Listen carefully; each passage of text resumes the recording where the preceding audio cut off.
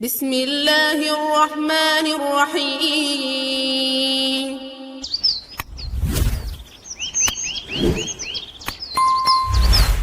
45 வயது 50 வயது இந்த தாண்டியதற்கு பிறகு உடல் பலகீனமான ஒரு காலம்.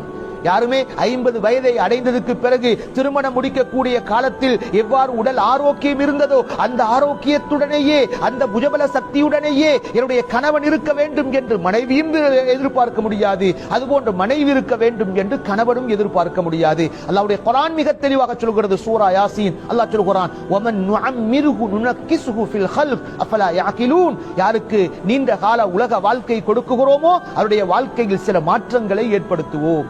பொதுவாக வைத்தியர்கள் சொல்வதுண்டுதான், ஆண்களை விட பெண்களுக்கு 40 அல்லது 45 வயதை தாண்டியதற்கு பிறகு அவருடைய ஹோமோன்களுடைய மாற்றங்கள் ஏற்படலாம். அந்த ஹோமோனுடைய மாற்றங்கள் ஏற்படுகிற பொழுது அவர்கள் 40 வயதுக்கு முன்னர் கணவனுடன் சந்தோஷமாக சிரித்து பழகுகிற பெண்களாக இருந்திருப்பார்கள்.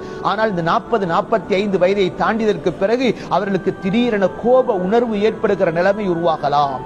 40 வயதுக்கு முன்னர் இருந்த நிலைமைகள் சற்று வித்தியாசங்கள் ஏற்படலாம். இது ஆண்களுக்கும் இருக்குகிறது, பெண்களுக்கும் இருக்குகிறது. எனவே கண்ணியமான அன்பின் சகோதரர்களே, அதனால தான் அல்லாஹ் சொல்கிறான், அல்லாஹ் உங்கள் கணவன் மனைவி இருவருக்கு மத்தியில் ரஹ்மத் என்ற ஒன்றையும் அல்லாஹ் ஏற்படுத்தி இருக்கிறான். அன்பை வெளிப்படுத்துகிற, இரக்கத்தோடு அரவணைக்குகிற ஒரு சூழல் அது வயது முதிர்வை அடைகிற பொழுது அங்கே மிக மிக தேவை உள்ளதாக இருக்கும் என்ற கருத்தையும் தஃசீருடைய உலமாக்கள் இந்த 2 வார்த்தையும் பிரித்து பிரித்து பார்த்து சொல்கிறார்கள். எனவே கண்ணியமான அன்பின் சகோதரர்களே, அன்பின் பெரியவர்களே, அன்பின் சகோதரிகளே, தாய்மார்களே, இந்த விவகாரங்கள் நாம் வாழ்க்கையில் கையாளுவோமையாக இருந்தால் ஒவ்வொரு கணவனும் மனைவியும் இது போன்ற விடயங்களை, அன்பு என்பது அல்லாஹ் ஏற்படுத்தியிருக்கிறான். உள்ளத்தில் கருணை என்ற தன்மையை அல்லாஹ் ஏற்படுத்தியிருக்கிறான். நாம் ஒவ்வொருவரும் உள்ளத்தில் நாம் தட்டி கேட்டு பார்ப்போம், அல்லாஹ் ஏற்படுத்தியிருக்க அன்பை நான் ஏன் வெளிப்படுத்தாமல் இருக்கிறேன்? அல்லாஹ் என்னுடைய உள்ளத்தில் ஏற்படுத்தியிருக்கிற இரக்கம் காட்டுதல், கருணை காட்டுதல் என்ற தன்மையை நான் ஏன் வெளிப்படுத்தாமல் இருக்கிறேன்? இது அல்லாஹ் அமைத்து தந்த உண்டு. அல்லாஹ்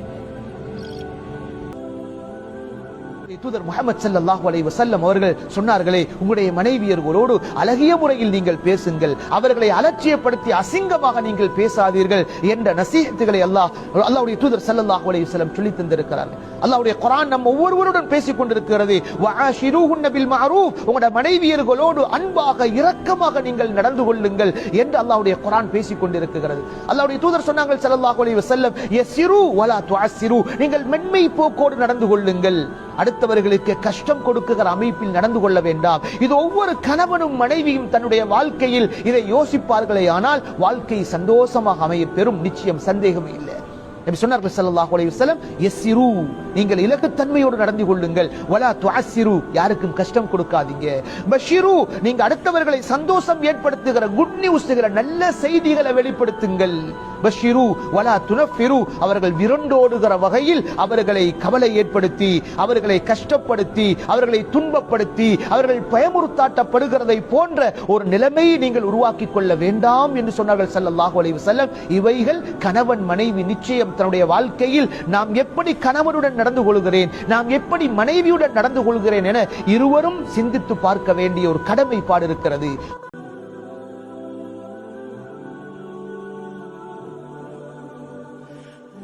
لا إله إلا الله، لا إله إلا الله.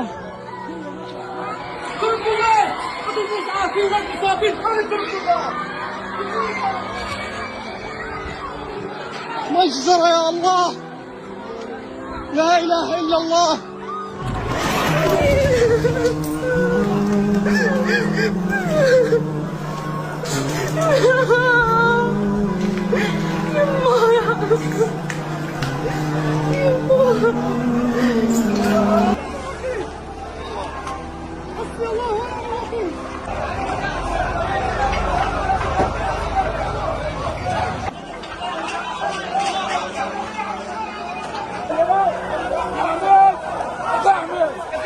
عايش هذا هم حاجه شعبنا هات